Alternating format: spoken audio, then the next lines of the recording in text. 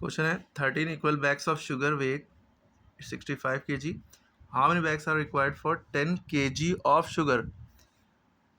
13 बराबर बराबर वजन वाले शुगर के बैग का वजन 65 किलोग्राम होता है. यानी कि 13 बराबर बराबर वजन वाले बैग हैं, उन सबका वेट एक साथ तौला जाए तो 65 kg होता है. कितने बैग्स की ज़रूरत होगी कि 10 kg शुगर हो, यानी कितने बैग में 10 किलोग्राम शुगर आएगी. इसके भी दो मेथड है. पहले आपने क्या लिखा, बैग्स, दूसरी तरफ आपने लिखा वेट. कितने बैग हैं, 13 बैग. 13 बैग का वजन कितना हो रहा है, 65 kg, 35 kg. कह रहे हैं 10 किलोग्राम शुगर का कितना रहेगा, 10 kg का कितना होगा, तो आपने इसको एक्स मान लिया. ठीक, जिस चीज़ को निकालना होता है उसकी तरफ एरो करते हैं. इधर एरो, इसका भी एरो, जिधर एक्स का होगा इसका उधर. यानी कि दोनों चीज़ें बड़ा सेम हिसाब से घटे बढ़ेंगी, तो इसलिए ऐसे दोनों सेम तरफ एरो होगा. एक चीज़ बढ़ती है एक चीज़ घटती है तो एरो ऊपर अपोजिट डायरेक्शन होते हैं.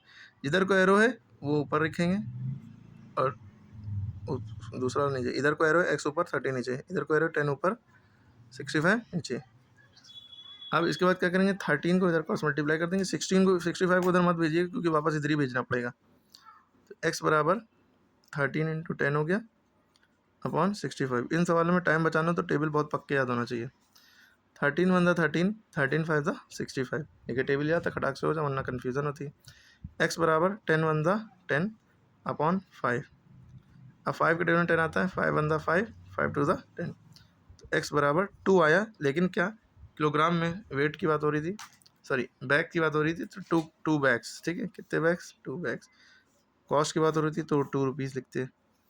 क्लियर होगी बात. हाँ, कैसे होगा इसका दूसरा मेथड बता दें भाई.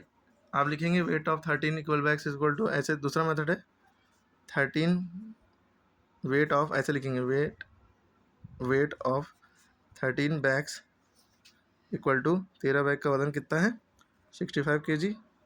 तो आप लिखेंगे 1 बैग का वजन कितना होगा 65 अपॉन 13, 13 5 था 65. तो 1 बैग अगर 65 kg का है तो 10 बैग की पूछ रहे थे, 10 बैग्स कितने kg के होंगे, तो 10 bags equal to 10 upon 5, 5 to the 2, sorry 10 bags का 10 किलोग्राम, सॉरी 10 kg लिख दिया, 10 बैग्स लिख दिया. 10 kg के बैग्स जो है कितने होने चाहिए, 2. ठीक है, क्लियर है. ऐसे भी 2 आ रहा है, ऐसे भी 2, वरना ये वाला आपको समझ में आ गया तो ठीक है.